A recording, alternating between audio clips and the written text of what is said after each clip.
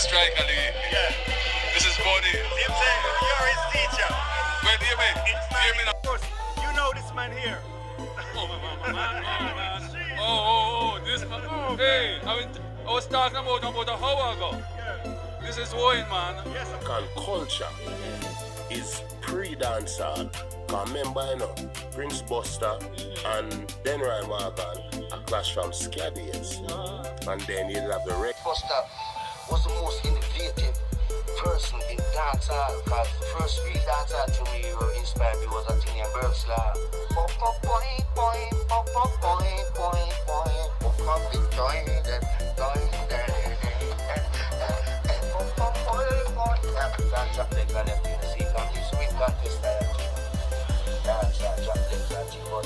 Prince Buster, him kick it. Yeah, Bert Morgan, you know, them Caballero Morgan never so radical like Prince Buster still. Danny, Dane, and Lorraine. These are three people in my life, and your mother to be my wife. Sultan Ali, Danny Buster, Sultan of Ska, with Michigan, and you're now viewing Artiste Reasoning right here in Inglewood, California, at the YouTube Theater.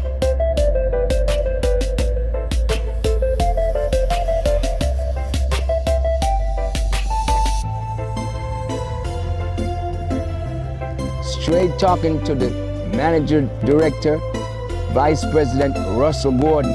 You'll be hearing from me momentarily.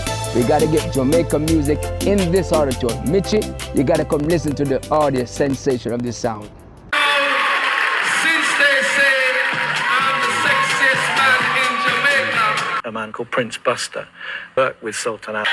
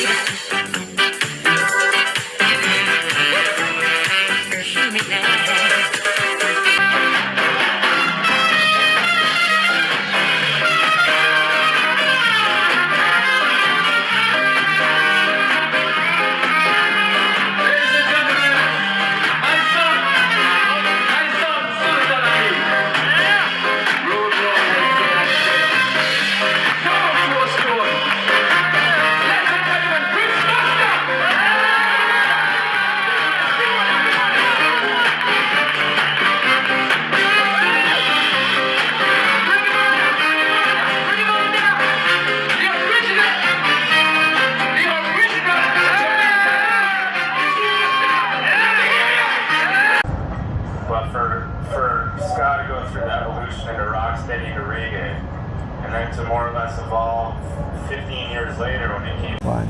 Yeah, man, this is Papa Michigan and welcome to Artiste Reasoning. Today we have a special guest, one of my brother from the get-go. I want him to introduce himself. Sultan Ali, Danny Buster, the son of Prince Buster, the Sultan of Ska, in Los Angeles at the YouTube Theater with the one and only Michigan. Yeah, man. Done deal. Done deal. So, we can take this from the get-go. Because we need to know, you know, your upbringing. So we just want to take us back to our baby days. Wow. We're going right back to a place called Western Kingston. Western Kingston. We're going to a place called Rose Lane. Wow, Rose Lane. Between Beeson Street and Haywood Street. To be precise, 28 Rose Lane, Armberdy Yard. Yes. And my matriarchal grandmother, my first teacher, my first love is my mother's mother. That's the matriarchal grandmother. Her name was Elcida Brown, who hailed from Mucko, Clarendon. Yes. She was my first teacher. Yes. Born December 21st, 1959, at a place called Victoria Jubilee. Yeah, man. My mother just come out to the yard and walk straight up Rose Lane to the Hard Street, and boom. I reach right there. All right. Kingston Public Hospital. Right on. Yeah, man. Yeah, man. Victoria Jubilee, they call it the lining. Lining, man. All right. That's so. If you come from West, you know that. Come from West. Yeah, man. So tell us some more about, with your brothers and sisters. Oh, it's a whole bunch of us. Immediate family is 7. I happen to be the first of 7. And you must heard about the song called Danny, Dane and Learn. Danny, Dane, and Lorraine. Previously, my prerequisites is always like, before we start the interview, we always play the song Danny, Dane, and Lorraine to set the precedent. These are 3 people in my life, and your mother to be my wife. So let me be clear right now before the camera, and I'm at the YouTube theater in beautiful Los Angeles, the homes of the angels. Yes. Danny, Dane, and Lorraine. Yeah. Prince Buster, Cecil Eustace Campbell, Muhammad Yusuf Ali, and my mother Blossom Campbell. We 5 are the first royal family of Jamaican music. Yes. Let me repeat this. Yeah. We are the first royal family of Jamaican music. The song came out 1963, entitled Danny, Dane, and Lorraine. Because I'm formerly Donald Campbell, who became Sultan Ali. My brother Donovan, I went to Kingston College. My brother Donovan went to JC, Jamaica College. Yeah. His name was Kareem Ali Donovan Campbell. My sister went to Holy Child School, Halfway Tree. Her name was Lorraine Campbell, she became Safia Ali. So Prince Buster, Blossom Banton, Danny, that's me, Sultan, Kareem, that's Donovan, Lorraine, that's Safia. We are the first royal family of Jamaican music. The song is entitled Danny, Dane, and Lorraine. And guess who played on it? The original Prince Buster All-Star that predates the Scatolites. Yes. The guitar instrument called Jerry from Jonestown. Jerry. Okay, and on the solo, it was the legendary Lester Sterling and a man called Charles Cameron. We played in New York, and guess who backed us in New York? It was a beautiful session. You see me sing a song. Yeah. It was the great bassman from Sagittarius Band, Derek Barnett. Yeah. Andy Basford. Carl Wright. It was a beautiful performance and everything. Yeah, man. Good musicians. Oh, great, man, great. One rehearsal and it's like, I'd play Derek anytime, trust me. Because he's a performer and I'm a performer. We click. Plus he's again George, you know. George. But which school you go before all of that? Oh, man. You may talk about him. Yeah, okay. Born in 28 Rosen. There's a school right behind Bolo Slush. Okay? West Street. Yeah. Miss Brown School. Miss Brown School. Sister Carl's supposed to know about that school. Yeah. Last time I saw it was all green.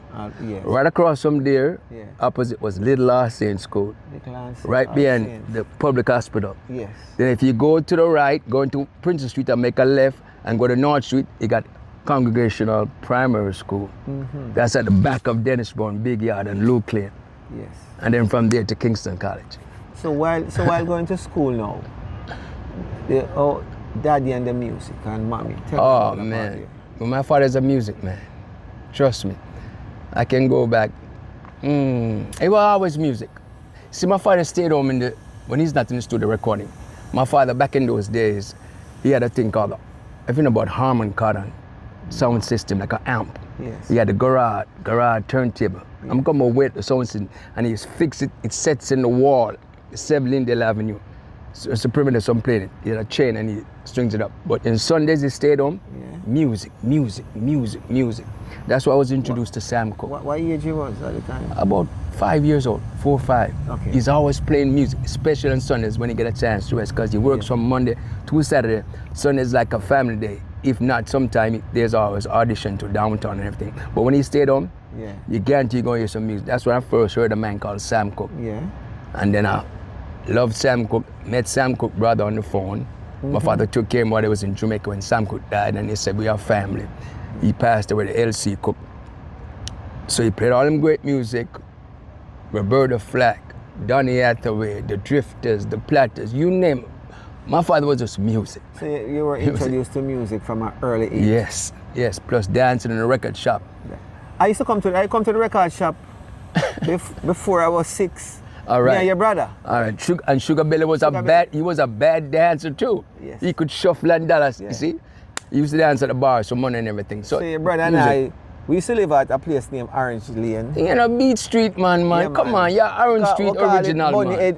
But then Ricketts yard. All right. So your brother used to tell me, say, I'm going to look for him father. And that's how we come down at your father. So now, people, we're not the same age group. Yeah, man. All right. So tell me now, so you get introduced to Sam Cooke and all of these great artists. Marvin Gaye, all the grace. So at age Otis 5 Redding, or 6, the music already in your system. Yeah, man.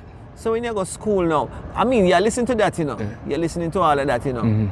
So while going to school now, right? Because me remember too, you know, while going to school now, because me I listen to reggae music also. So who was the reggae artist who influenced you at that time? Well, I tell you something. My first, again, let me be precise. Let me be clear. My first hero is my father. Of course. Undoubtedly. What my father did in Jamaica, coming from a humble beginnings, went to Central Branch School, went to St. Anne's School, entered the music business at about 16, competed with Coxsone and Duke Reid, and made a way when there was no way. And Buster's people said, Buster, yeah, you that boop beat. The boop beat become the national music. No, I don't want a boop beat. Yeah. More explain the boop beat. Oh, well, the people who are listening now, because I even know the boop beat. All right. So you want to start that again and say it slowly. So people who are not Jamaicans who are listening around the world, international fan base. Okay. You see, back in those days, Jamaica was influenced by rhythm and blues and jazz. Yes. Your former boss, Mr. Coxsone. Well, those people was like jazz enthusiasts and rhythm and blues. True. What happened now? My father was with Coxsone. And before he was with Coxsone, a man called Tom the Great Sebastian. A lot of people got it mixed up saying Coxsone started Prince Buster. No, they're wrong. It was a man called the Great Tom Sebastian, right at Luke Lincoln and Charles Street at a hardware store, who played music 24/7 and then went to Slipper. And he got a family, Sons Jr., somewhere in Florida. You need to speak to him as well, know the whole history. Yeah. So my father produced some songs, so Duke Reid and everything, and Duke Reid wouldn't pay him. And Buster said, listen, I don't come to father's rhythm and blues, you know, because my father tried to get a visa to go to States like them and buy the rhythm and blues, take it back to Jamaica. Duke Reid was a producer on Bond Street, all right? On Charles Street. On Charles Street. Yeah. So more I take it slow for them, you know. Okay. Because we have people from Guyana and all. Guyana. Them said to Michigan, sometimes they're speaking so fast we cannot understand. So more you slow down. Duke Reid. Yes. Had a store at Bond Street and Charles Street. Right, yes. Okay? Coxsone was like down in Love Lane and Beeson Street. Then he subsequently moved to Orange Street. If you understand Western Kingston, there was 2 locations called Music City with a Z-I-K.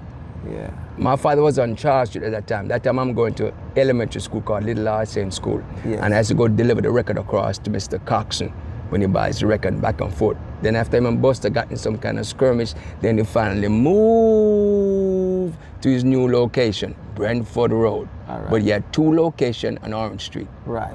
That time my father moved to Orange Street and I said Music Street, Orange Street, shaking up Orange Street. Yeah. Then he transitioned there. But they were friends and everything, but the competition with the sound system, Prince Buster had to fight to get his music out.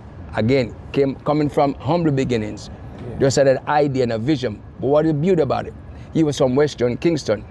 Coxsone and Duke Reid wasn't from the local system. They were from like the rural areas. So the people in Western Kingston loved Prince Buster. That's why I call his sound system Prince Buster, the first voice of the people. Right. And the people backed him without moral, economical support. And he was a youngster. Remember, he joined the music business about 16.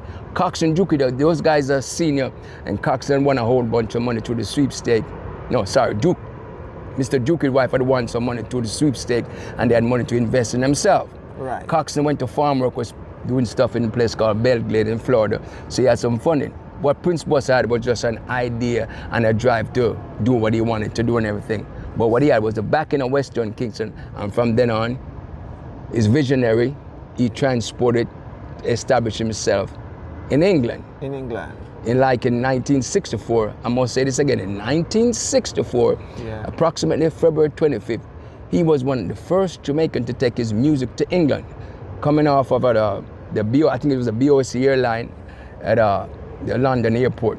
He came with his music, a finished product, singer, songwriter, producer, distributor, sound system operator, sound system owner. Those feats are unprecedented. Most youngsters went to Kingston trying to find a producer. Yeah. From day one, Buster was his own man, put up his own money. Yeah. That's why they could not dictate to him. And he brought the album called I Feel the Spirit, back in February of 1964, and that was 2 months before Chris Blackwell recorded My Boy Lollipop with Millie Small.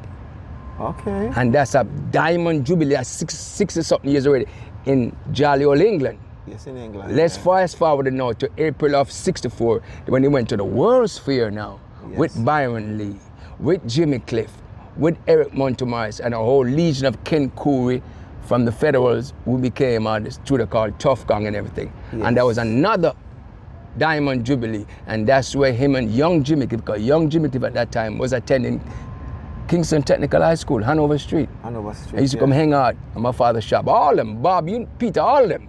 You know that Buster at the Pioneer. Yes. The last time I saw Brother Bunny with my dad, we was at a Dynamic Studio. I think it was 15 or 33rd Bell Road, something like that. And he came in late and he said, Boop. He wanted some more time. That's why them call your father, yeah, right? Boop. Yeah, he said Boop. Call your father, Boop. And he said Boop. And he said, all right, go on, Brother Bunny. And when Bunny was leaving, he told him, said, Boop, wash, can't dead enough.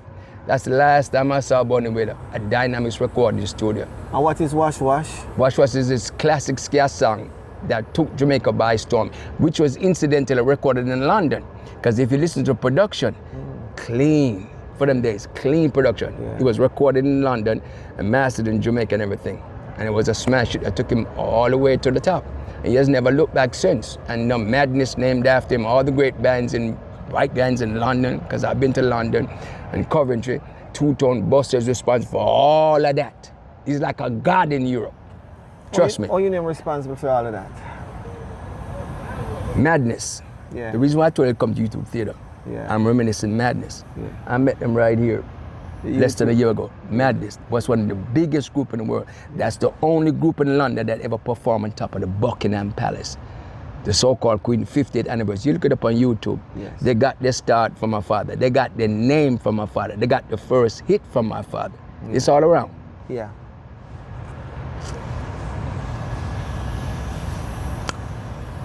So basically, Mitchell, this thing is deep, man. It's deep. It's depth, depth and width and breadth and everything. And we're here right now in my hometown, LA. Where I grew up. I spent twice the amount of time in LA than I did in Jamaica. So people were in Los Angeles, California. We're at the SoFi Stadium at the YouTube Theater, and we are with the son of one of the greatest ska artists ever. Continue the story. Yeah, man. So he did what he did, and then he set up his sound system. Prince Buster, the first voice of the people. And my job. So you had a sound system? Yeah, man. Played up. You must know North Street and Love Lane. First as all school. Of course. Okay, in the weekend, my father used to be there, Chuckmore Lawn, Liberty, you name them, all over. And my job, I had a little 5-year-old boy. My grandmother, let me give her credit. My grandmother is one of the best cook. You're talking about curry goat, manish water. She was from Clarendon. Elseda Brown. Love your granny, always. Love you. Well, for respect. And you come from different parish too and cook good too, you know? Yes, I know, so yeah. But Jamaica cook good. But it's because she told me she come from Clarendon, Moko. Yeah. And I might love to give her Moko props. is a very nice place, see? The Browns. Man. The Browns. So RNGs, everything up she there. might be related to Dennis Brown, because even Derek Morgan told me that Brown is in his family. Brown is in his family. It's a lot of connection type thing. So her job was to go to the, you know about slaughterhouse? Yes, man. And go buy the mutton and thing. And as a little boy, my job was to beat the martyr. You know the martyr thing? Yeah, man. Okay. Yeah, man. More time with the metal, the iron thing, and put the black pepper. Yeah. Sometimes you get bruised right here. Yeah. So Danny, come grind the martyr. Yes, granny. Until it become fine. And when she seasons up that mutton, man, pre-cook it from the yard and then take the rest. When the big truck come for the sound system and with the W18 speaker on the hands, remember grandmother would jump inside the thing and go to Farsa's Hall and then she finish cook it. Oh, with the, remember fag rice? You must know about fag rice back in those days. Come like you're reminiscing on it. Continue. I'm telling you, my grandmother is my love. She's my everything. Yeah. She was the first woman. I've been to colleges, I've been to universities. Yeah. Nobody has ever told me. She said, Danny, ayo. I'm speaking in a colloquial expression because she was from Clarendon. She said, Danny, ayo. Why, granny? She said, from the day you're born, your papa never for call England and ask you, mama, for a teaspoon of sugar. Quote and unquote. The great Elseda Brown, my first job. But she was saying that from the day I came in my father's life. Yeah. Yeah. Zenith. Yes. Before that. But you know, my father, my grandma used to have a little store right there by Rose Lane and Beeson Street at Mr. Spencer. You know about Mr. Spencer's shop right there. She sell a roast corn. Oh yeah? My mother used to sell roast corn. My granny, is that my granny? Your granny, my mother used to sell roast corn and boiled corn, you know. All right, and with the coconut. With the coconut with it. All right. Yeah. So I used to sit at the roof too beside. Yes. With her. Sugar belly know that. Yeah, right. Yeah, we come on west, right there with her. And when she went to the bathroom, she sat down and keep her eye. And she going to Mr. Spencer's shop and using things. I'm going back, way back, man. It's beautiful memories, man. Spencer, the Jimbling Tree, Bolo Slush, the whole nine. Yeah, man. West, matter of fact, Half Pint was in the same class with my brother. Half Pint? Donovan, yeah. Okay. Yeah, man. Western kid, Rose Lane guy, band together, yeah, man. So back to Daddy now. Because we need to know more about your father, because the world don't know much about your father. And this platform is going to inform them about Daddy, because 5-year-old, your father played the music in the house. Sound system, record shop. I'm from school, going to school, hear music. Because when we come, we got to go get lunch money. You see what I'm saying? And we walk to the shop now, like midday. Because it was just around the corner from my father's shop. I just walked down and get lunch money and cocoa bread and patty and blah, blah, blah. Yeah. So how was he to you? Was it gentle, calm? My father, strong person. He said, I don't like weak men. He said, I am from the system where, like I said, my father's my first hero. I like men with backbone. Son was... Yeah, my father, firm, strong. You should have been there when he went to Siaga's office. That's another day, another story. No, you shouldn't bring it up now. That's another day. So when you went to Siaga's office, what happened? Oh man, a lot of stuff. Buster got bars, like let me tell you, big bars too. So, big bars, highly respected. Because you must understand that in 1964, my father's catalog was used to offset the Social Development Commission. Oh yeah, the SDC? And it compromises North American royalties. Oh yeah? Yeah, it's a big thing. A lot of his catalog offset financially. And they had a deal and they got about, the first time in 64, they got about 500,000. Yeah, back in those days, offset from certain catalogs and music and everything, just to offset that. And Buster catalog was the collateral. Oh yes? It's a big, this thing, I tell you, what thing is big. But why did you and Siaga have the confrontation? I want you to... No, but they say, well, you see, in the music business, you must understand music. You got to care what you sign. Because what they were doing the 1960 World's Fair. And then they understand, try to push and promote ska music and everything. So, you know, they got legalities and manipulation. That's like the music business. They might tell you one thing verbally, and on paper, you see something different. These things, that if you understand music and everything. So, when you find out what was happening, because the North American royalty stopped, what they were actually doing, he was paying back something that he wasn't apparent knowledge about. Because not only they took his royalties from North America, and his manager, Mr. Emil Schott from out of England, came back and he started to check the books and everything, you know, counting, balance, okay? Intake and outtake, and something is wrong. Oh, that's what happened. So that's why when James Brown came to Jamaica, he heard Buster ska music, and he was impressed because Buster used up a lot of horns. And my dad always tell me, say, music without horns is not music. No, man, come back a little bit then. But oh, you know, your father told you that? Oh, you know man. That? I mean, I grew up, Mitchie, I grew up in the business. You tell you that story. I was like a second Buster.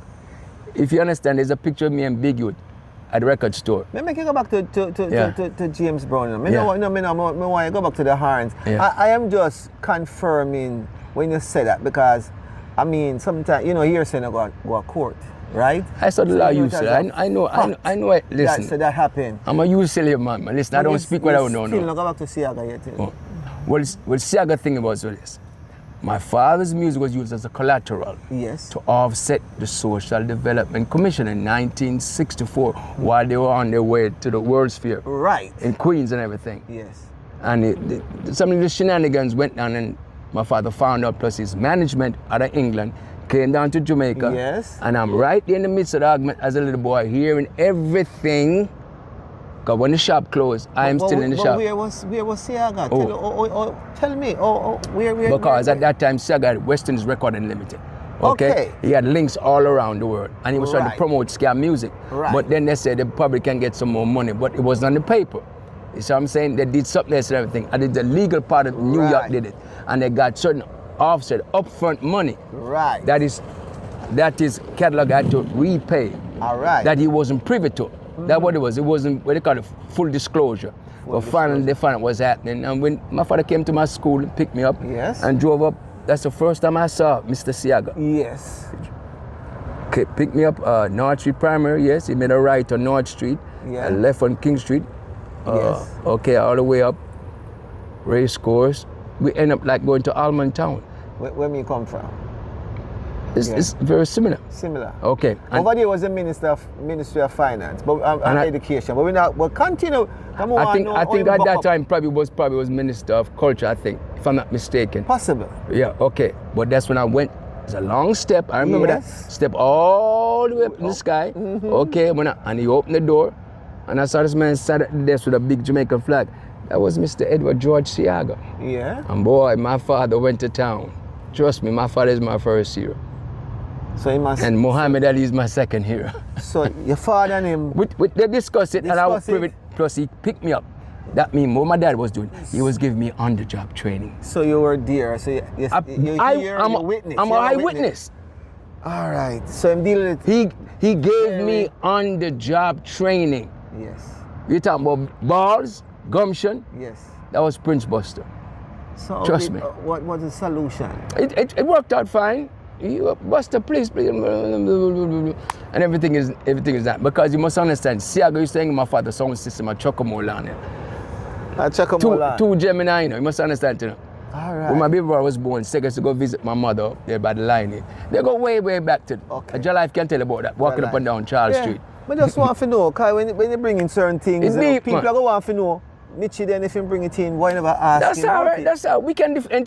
We can defend. So now you said James Brown. Come back to James Brown. Same like Horns, right? James Brown came to Jamaica. Yes. Heard the scam music. Yeah.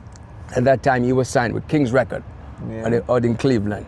So he went back to Sid Nathan, who was the owner of a King's Record, and told him about Prince Buster's catalog. Yeah. Because my father got loads of music, man. Music that some I haven't heard and never been released. Yeah. And then when he tried to do the distribution deal, they found out that Buster thing was already set up with United Artists. That's what caused the big sting. Where is United Artists? What country? No, in America.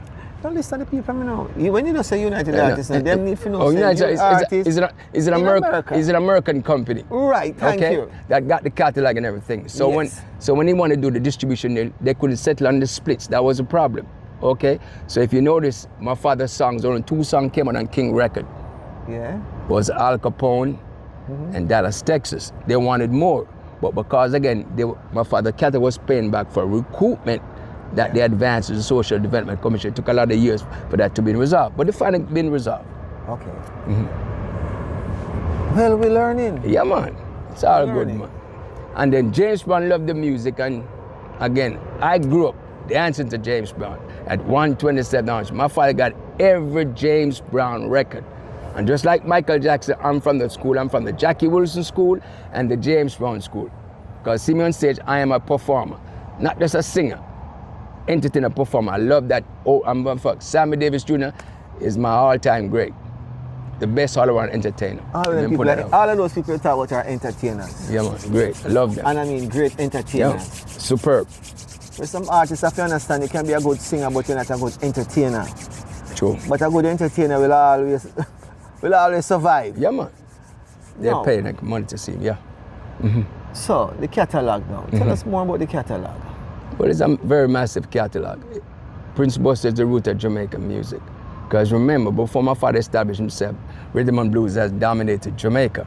Rhythm and blues. And Buster changed all of that. And my father considered that to be the first musical revolution. You see, my father tried to get a farm work document to go pick fruits like Mr. Cox and everything. Like Cox. So Cox, that's where Cox's money come from. Okay, he was trying to make money like that. But when they checked my father's hand, they claimed that they dropped a dime on my father and everything. And they touched his hand and said, Buster, too soft to cut cane. So they pulled him out of the line. They pulled him out of the line, and that was a big disappointment because he already started making the speaker box and everything. But he wanted to go buy a record to come back in Jamaica to have some exclusive. Yeah. And that's what started the Prince Buster production.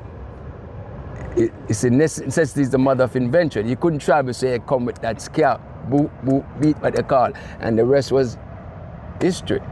He transformed the whole thing. The first musical revolution. The first Coxsone and Duke Reid, who disdained the ska in his early formative years, compared to the rhythm and blues and blah blah. But then between 1960 to 65, no more rhythm and blues selling in Jamaica.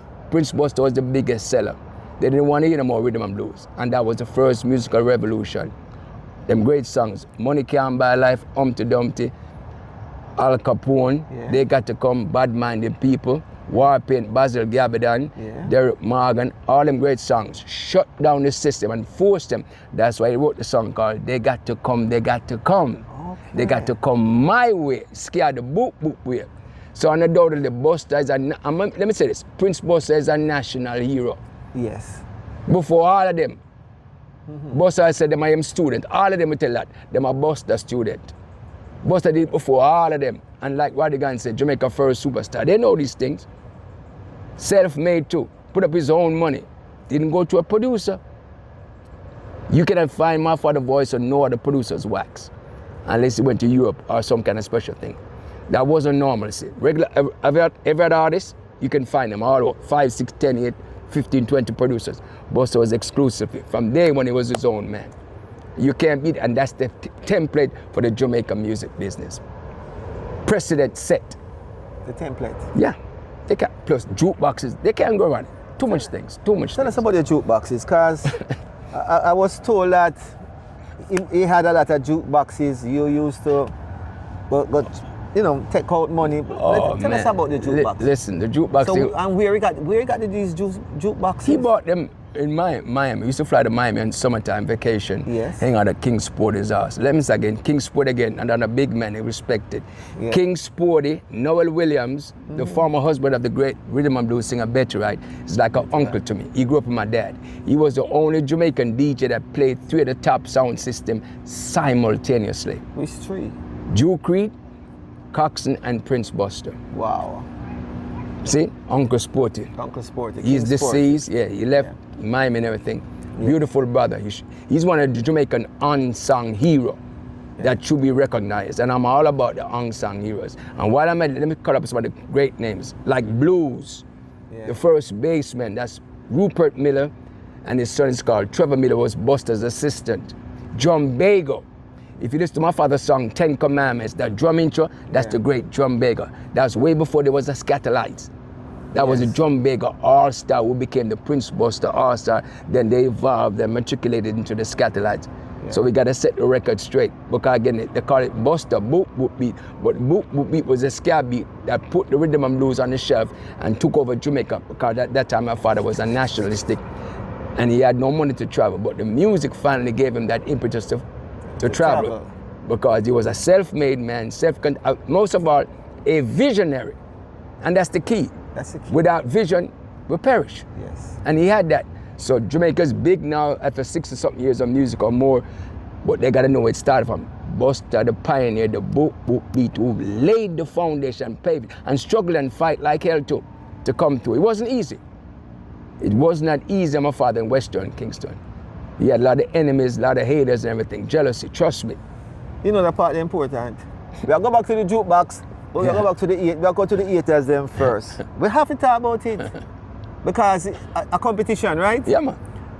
Tell me about a few of them. Well, a lot of time my father's sound system. Like I said, my job in the sound system as a little boy, my grandmother could curry my mother, Blossom Campbell. Hello, Mom. Love you. She used to be at Foresters Hall. Yes. At the gate. Right at the gate. Collecting the money. Yeah, yep. That's first entrance. Yes. And when you walk in, you see my grandmother up front.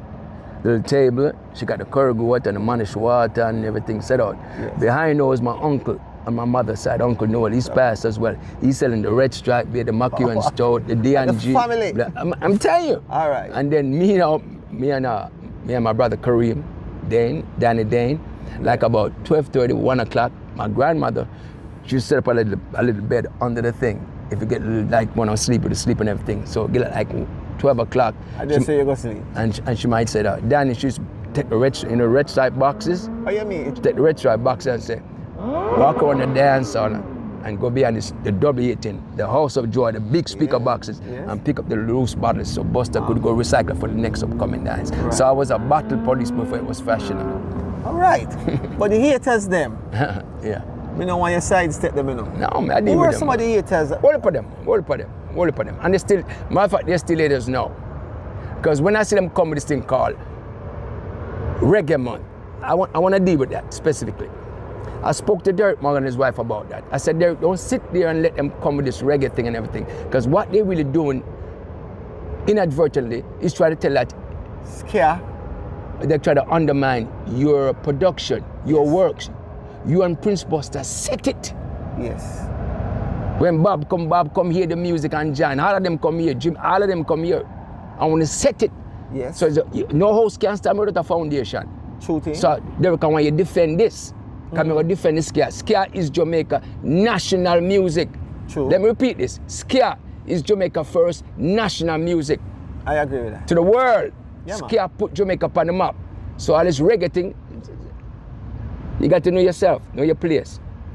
You see it? And it comes from the mentor and all this different stuff. You see what I'm saying? Respect all the previous music. But Ska is the national music. That's the backbone of Jamaican music. Come the rocksteady and the reggae. So I'm not really for this reggae month because Jamaica got a plethora of genres. Yeah. Just like America. You know, hear them say rhythm and blues, blah, blah. Them say American music. Yeah. Which gives you a wide choice. When you go to the restaurant in Jamaica, you have ackee and saltfish, you have oxtail, you have stew chicken, callaloo. Yeah. You have everything, see? Everything, yeah. And that's the best way to present it. Jamaican So it should be Jamaica Music Month. Right. And then you display all that you have. Diversify, if you know about economics, you diversify your sellings and everything. So if you don't want this, you want that. It's a win-win-win. But there's a monolith type thing. Not everybody gonna want that. So you diversify your economy. Yeah, man, it's good. Yeah, man. See, I'm coming from school that study economics. You gotta diversify. You cannot lose one diversification. Never. Yeah, man. You have to So that's why I'm all about Jamaica Music Month because we got too much genres. So them are one of the haters there. A lot of them, yeah, man. Because they try to compromise. My father say they want to make it look like he didn't do no work. And him tell all of them, say, when them come from country, them comes to Prince Buster, the biggest car in that, biggest car, is bigger than Share car. Them see that? Yeah. The first 3-story building on Charles Street. Those things are unprecedented. Yeah. He was the first black man to integrate the jukebox business. When I was a little boy, Chinese people don't have jukebox. The black man never have jukebox. Yeah. So him go up King Sporty. Can you see this thing? You know, me I try keep it. Whereas one step. Chronological, yeah. So King Sporty. Yeah. Miami. That's where him went and him get the jukebox. Yeah, man.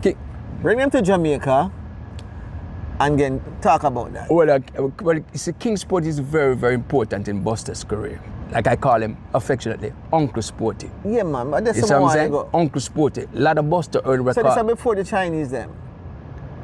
Yeah, man. Continue. Because this record of Federalism, that became dynamics. Cool with them, you know. That is true. A lot of Buster early recording, Sporty was right there. Yes. Sporty used to walk me across Spring Street to school to Little Alsay in school. Right. That's how close we used to Sporty. When we used to visit Miami back in the 70s, we used to spend half our time in the hotel and half the time at King Sporty's house. So this family thing go way, way back with King Sporty. You know what I'm saying? A lot of Buster big songs, them. Sporty was very instrumental in them. Remember we had the jukebox, you know? Yes. And then he went to Bush International now. Yes. And buy up all these jukeboxes. Where's Bush International? Still in Florida, right? I'm not sure if it's still around. But back in it was Florida. It's Florida. That's what I'm talking about. Okay.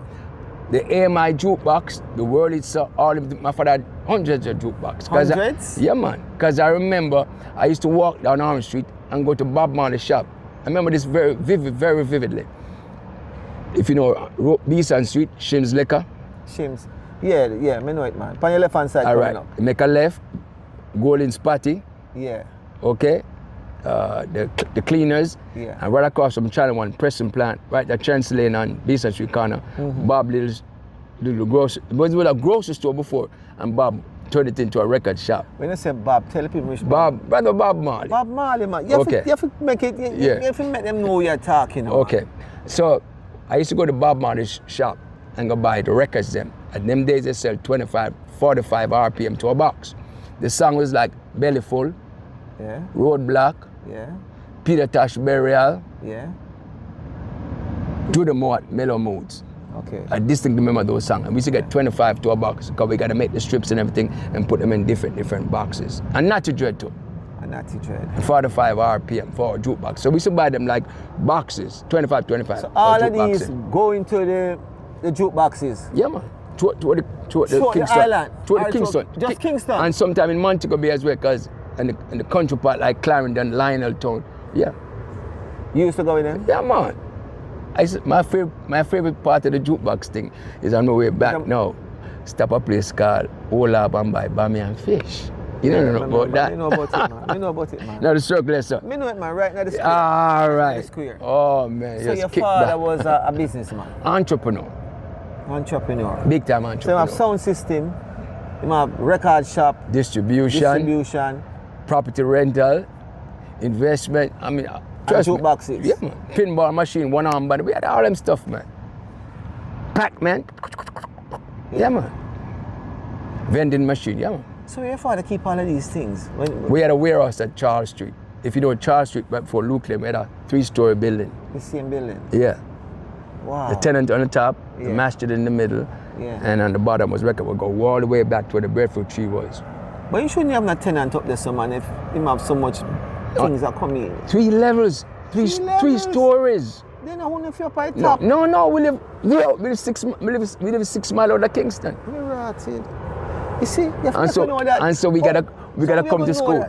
We gotta come to school every morning. 6 miles out of Kingston? Yeah, and come off at what is that? What's West Green Street?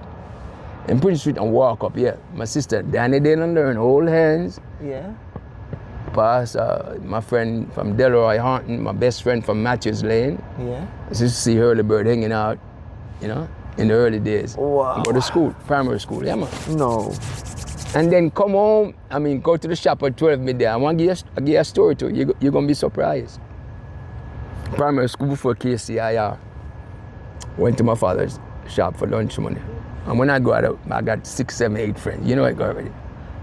Playing around. And I'm sitting there waiting, and my father was like a whole bunch of people. And guess who was in the midst? That area done, I'm not going to call his name. But, guess who was the artist who was auditioning for my father? A cappella. Tell my man. 2 take. Gregory? Gregory Isaac. Boop. I remember this thing, and I said, Boop, you can't sing now. Do something for me now. And I saw this guy just singing a cappella. A cappella. And I didn't know him was Gregory. They call him 2 take. Yeah. Now go back. Well. Boss was the first one to produce Gregory. Yeah, man. It's on the YouTube, Dance Floor. Yeah. Dance Floor. Rocksteady rhythm. Yeah, man. And Dennis Burns at the corner right there by right because Beverly, Sunshine Parlor in the big yard or something. Yes. Mm-hmm. Yes. So your father was a big producer. Yeah, man. Yeah. Put up more. It's once you have vision. It's a vision is the key. No? It's not money, you know. It's a drive, because everything is energy, frequency, and vibration. Because where there are no vision, people perish. He had the vision. Remember I say he was on the teacher of the Honorable Elijah Muhammad. He was rubbing he was rubbing shoulder to shoulder with the great Muhammad Ali. You know? Okay. That's why I got the name Ali. You must understand that, you know. So it's a different mindset. They read different books. That's why Malcolm was so important and strong, minister for all them people, because they're under the teaching of the Honorable Elijah Muhammad, who only went to the 4th grade. But what he taught them, no PhD had that. No. It's something that was hidden from the regular pedagogy in school, because we've been so US-centric, we don't even know ourselves. Mm-hmm. They've been miseducated. Yes. And they can't see. There's a book you should read called Miseducation of the Negro, Carter G. Woodson. Miseducation of the Negro by Carter G. Woodson. When you start to read those books, you start to say, wow, a paradigm shift. But my father said the truth has been interpolated. So once you know the truth, even your chemistry, your biology, your pioneer, everything changes, you know. Everything changes. Say if I was there. Yeah, say if I was educated, man. Same with, because then I go, but this is business also.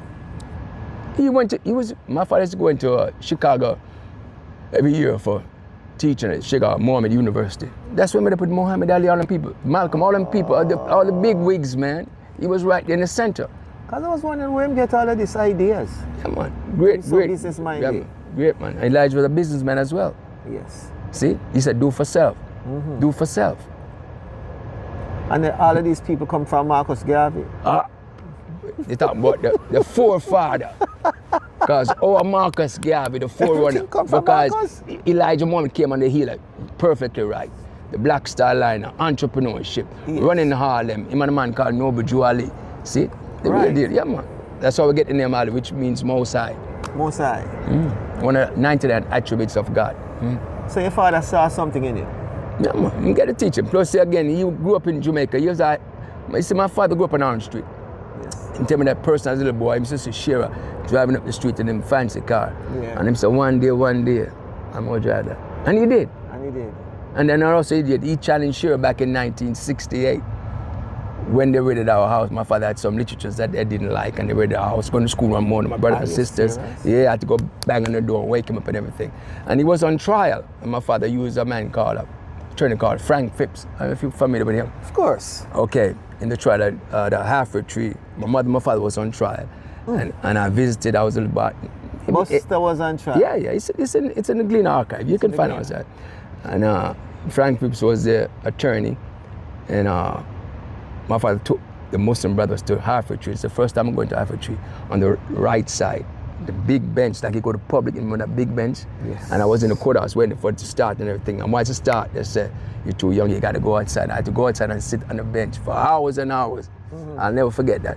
The first experience. You staying at the frame, you know. Come in and man. come out of the frame, you know. You stay. You see, says a busy man. Yeah, man. Energy, man. Energy, frequency, and vibration. I say your father the busy? Yeah, man. The lazy body business. He's always shut up. And plus, he was a boxer as well. He was a boxer? Oh, yeah, man. You see, we are learning about your father right now, you know. Yeah, man. Because we don't know, people don't know. Are you are your father? But you call me Buster, I'm saying no, my name, Danny Buster. Well, I Buster McCarthy, because, I mean, you're the hero. Yes. True, now your father saw something in you. Yeah, Well, man. you have a picture of Yeah, Daddy? man. I'll show you some stuff, man. Go and talk to me. Yeah. Go and talk. Me can't talk to you, why man do this? No, if you show some picture, we want to see the picture. We can pause for the picture.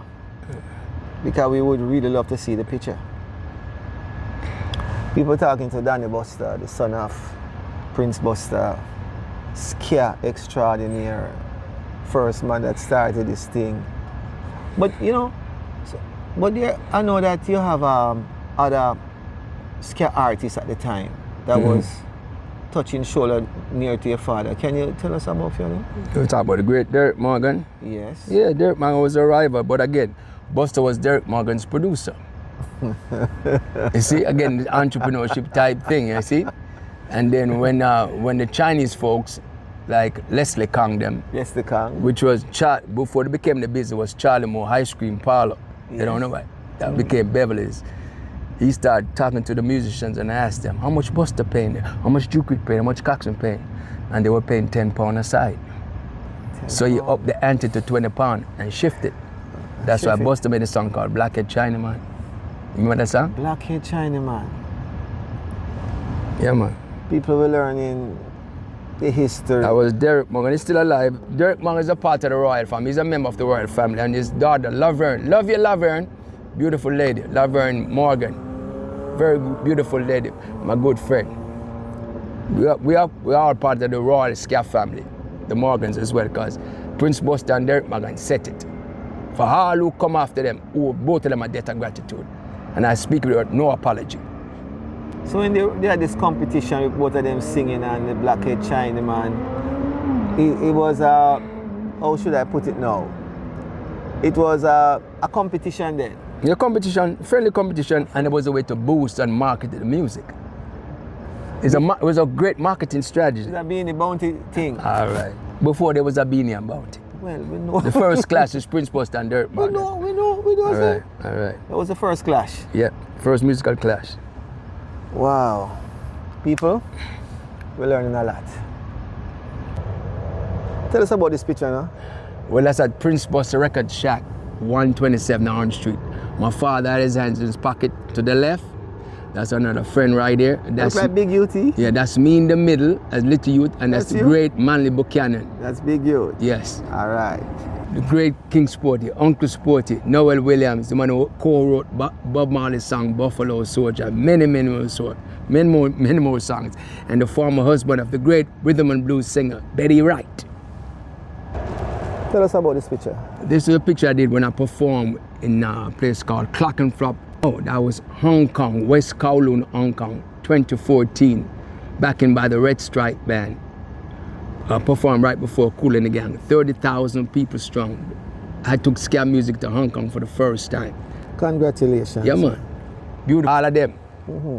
The great Auckland Parks, John Baker. That's the backbone for Prince Buster All-Star coming from the John Baker All-Star.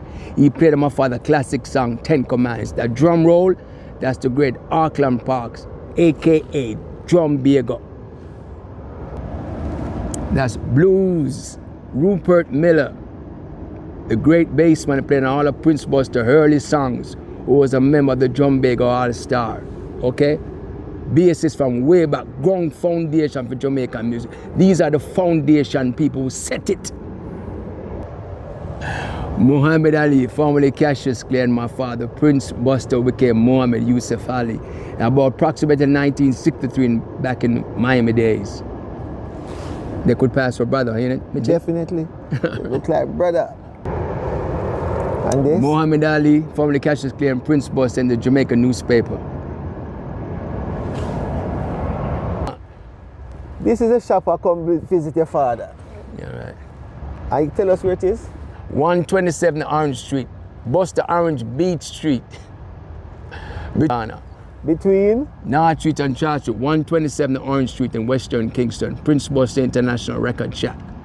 Talk to me about this with Elton John. Prince Buster and Elton John at the Heroes Award back in England. I think it's about 2006, 2008, when the great Elton John said, back in the early days of his music career, he used to work in a record store. And before he became famous and became a star, he used to sell Prince Buster's record as per Mr. Elton John. Wow.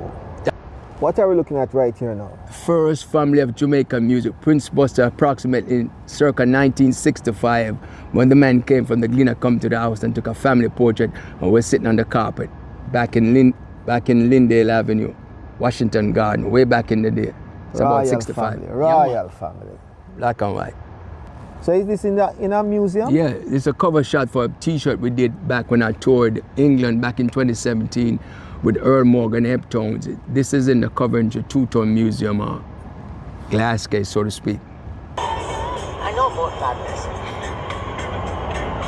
The name Madness is from a Prince Buster song. Madness, they call it madness, I call it gladness. You know? Yeah, man, give thanks, Reggie. Highly. Yes. Yes. So, a Prince Buster, you know? Yeah, man, Danny, thank you for coming on Artiste Reasoning. Love and respect, man. Nothing, man. It's a Beat Street, man, so it's automatic car. It's run my brother Sugar Belly and things. So, I want love from Beat Street, man. Make sure you're safe. Safe. Yeah, man, so Salam. subscribe, comment, like, and remember. And share. And share. And remember. Sultan. Yeah, man, a Sultan. So with me. Yeah, man. Peace. Yeah, man. Give thanks and praise to the Most High Jah. Enough love to each and everyone I want to tune into Artiste Reasoning. With I, Papa Michigan. But thanks for listening.